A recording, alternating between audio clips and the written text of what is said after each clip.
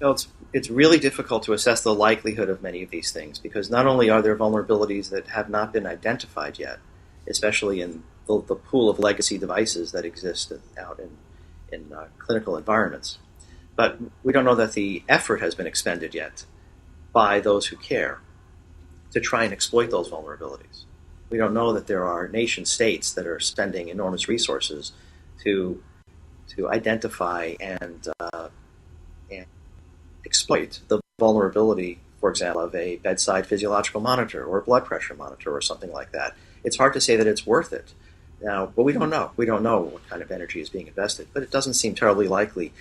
It does not seem likely that some of these devices can be exploited without substantial effort, but we don't know. That's one thing that we should consider.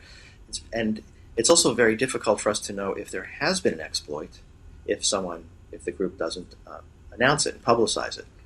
So if there are things that are being done to influence infusion pumps or modify infusion pump rates or change dosages or settings on devices, number one, it's probably very difficult to do that because there's very limited control capability of medical devices today through the network connection, if a network connection exists.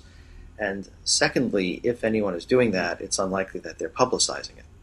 So we have a lot of unknowns, at least today, as we speak this year. There's a lot we don't know.